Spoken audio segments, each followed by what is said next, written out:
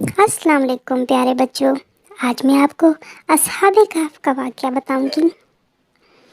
106 کی بات ہے جب ٹراجان نے اردن کو فتح کیا اور وہاں رہنے والے تمام لوگوں کو بت پرستی پر مجبور کیا۔ بادشاہ کو بتایا گیا کہ چند نوجوان ہیں جو صرف ایک اللہ کی عبادت کرتے ہیں، بتوں کی پوجا کرنے کے لیے تیار نہیں ہیں۔ بادشاہ نے ان نوجوانوں کو اپنے پاس بلایا۔ یہ خوشحال گھرانوں سے تعلق رکھنے والے نوجوان تھے۔ بادشاہ نے ان کی قیمتی اشیاء اور کپڑے چھین لیے اور نوجوانوں پر رحم کرتے ہوئے انہیں تنبیہ کی کہ اگر بادشاہ کی بتوں اور دیویوں کی پوجا نہیں کریں گے تو بادشاہ انہیں قتل کر دے گا۔ بادشاہ نے ان نوجوانوں کو کچھ مہلت دی کہ وہ غور و فکر کر لیں۔ بادشاہ کو ایک علاقے کا دورہ کرنا تھا، چنانچہ بادشاہ نے ان کو دھمکی دی کہ اگر میری واپسی تک تم نے بتوں کی پوجا شروع نہیں کی تو وہ ان کو قتل کر دے گا۔ نوجوانوں نے آپس میں مشورہ کیا کہ ہمارا رب تو وہ ہے جو زمین اور آسمان کا مالک ہے، ہماری قوم کو کیا ہو گیا ہے کہ یہ کسی دلیل کے بغیر اللہ کے ساتھ شرک کرنے لگے ہیں۔ اگر ہم نے بتوں کی پوجا کی تو یہ تو بہت بڑا ظلم ہوگا، اور اگر بت پرستی نہ کی تو بادشاہ ہمیں قتل کرے گا۔ اب کریں تو کیا کریں؟ آخر کار نوجوانوں نے طے کیا کہ ہم اللہ کے ساتھ شرک تو ہرگز نہیں کر سکتے، ہاں اپنا دین اور جان بچانے کے لیے کیوں نہ اس شہر سے دور چلے جائیں۔ ان نوجوانوں نے اپنے گھر سے کچھ مال لیا اور شہر سے دور پہاڑوں میں چلے گئے۔ راستے میں ایک کتا بھی ان کے ساتھ ہو لیا۔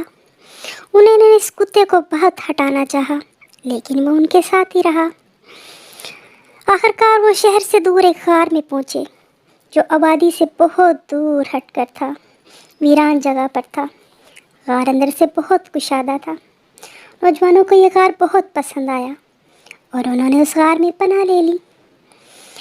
روزانہ صبح وہ ایک ساتھی کو پیسے دے کر بازار بھیجتے تاکہ وہ ان کے لیے کھانا لا سکے اور شہر کے حالات کا بھی پتہ کر سکے۔ وہ سب کچھ بہت احتیاط سے کرتے رہے۔ انہوں نے کسی کو کانوں کان اپنے ساتھیوں اور غار کا پتہ نہ چلنے دیا۔ ایک دن جب ان کا ساتھی کھانا لینے شہر پہنچا تو انہیں پتہ چلا کہ ظالم بادشاہ واپس آ گیا ہے اور ان نوجوانوں کو تلاش کر رہا ہے۔ وہ نوجوان گھبرا کر واپس پہنچا اور ساتھیوں کو خبر دی۔ جب دوسرے نوجوانوں نے یہ سنا تو ان سب نے گڑ گڑا کر اللہ سے دعا مانگی۔ اللہ نے ان نوجوانوں کو اطمینان کی نیند سلا دیا اور ایک طویل مدت تک سوتے رہے۔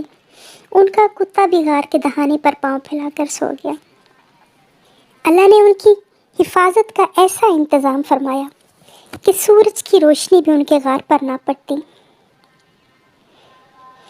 یہ غار آبادی سے بہت دور اور عام راستے سے بہت دور تھا اور ایسی جگہ تھا جہاں کسی کا آنا جانا نہیں ہوتا تھا، لیکن اگر کوئی اتفاق سے آ بھی جاتا تو اس غار کو دیکھ کر اس پر ہیبت طاری ہو جاتی اور ایسا معلوم ہوتا جیسے وہ سب لوگ جاگ رہے ہوں، حالانکہ وہ سو رہے تھے۔ کچھ عرصہ بعد ظالم بادشاہ واپس آیا۔ اس نے ان نوجوانوں کو اپنے پاس بلایا۔ اسے بتایا گیا کہ وہ نوجوان شہر چھوڑ کر پہاڑوں میں جا چکے ہیں۔ بادشاہ نے انہیں بہت تلاش کیا لیکن وہ نوجوان بادشاہ کو نہ ملے۔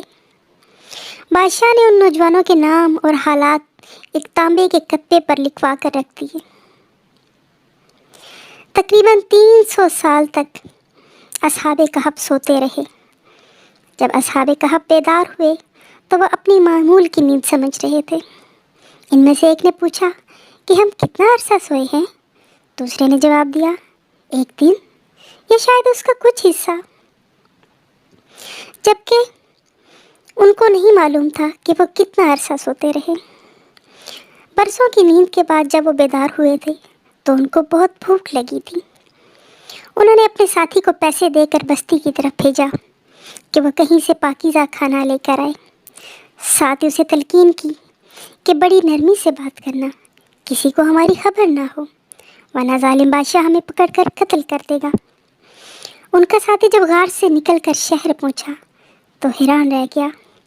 سارا ماحول بدل چکا تھا، ہر چیز اجنبی محسوس ہو رہی تھی۔ وہ سوچ رہا تھا کہ کل جب وہ شہر کھانا لینے آیا تھا تو کیا حال تھا، ایک دن میں شہر کا کیا حال ہو گیا۔ اس نے بازار میں ایک دکاندار کو کھانا دینے کو کہا۔ دکاندار نے جیسے ہی اسے کھانا دیا تو اس نے برسوں پرانا چاندی کا سکہ دکاندار کو دیا۔ وہ دکاندار یہ سکہ دیکھ کر حیران رہ گیا۔ اس نے خیال کیا کہ شاید اس کے ہاتھ کوئی خزانہ لگ گیا ہے۔ چنانچہ ہر طرف اس کے متعلق شور شرابہ ہو گیا۔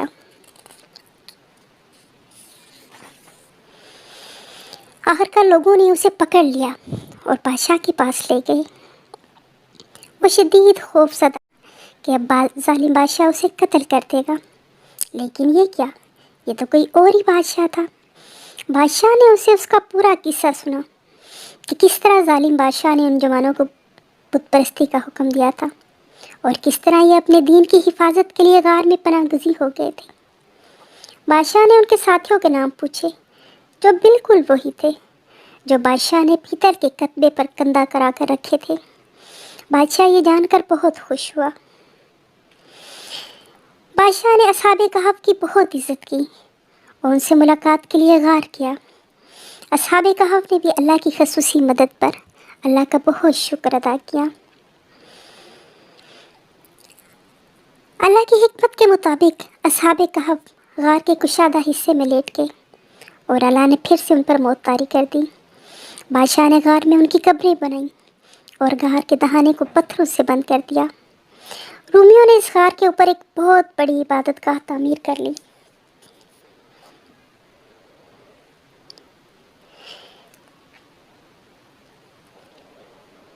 بچوں، اس واقعے سے ہمیں یہ سبق ملتا ہے کہ حالات کتنے ہی نامواقف کیوں نہ ہوں، اہل باطل کتنے ہی طاقتور اور اہل حق کتنے ہی کمزور کیوں نہ ہوں، ہمیں ہمیشہ صرف اللہ پر بھروسہ کرنا چاہیے، اسی سے مدد طلب کرنی چاہیے، کیونکہ وہی مستقل مددگار ہے۔ اور ایک اور بات بچوں، جس طرح اللہ نے اصحاب کہف کو برسوں بعد دوبارہ حیات بخشی، اسی طرح وہ ہم سب کو روز قیامت زندہ فرمائے گا اور ہم سے حساب کتاب کرے گا۔ اس لیے ہمیں ہمیشہ آخرت کی زندگی کی تیاری کی فکر نہیں کرنی چاہیے۔ اللہ حافظ۔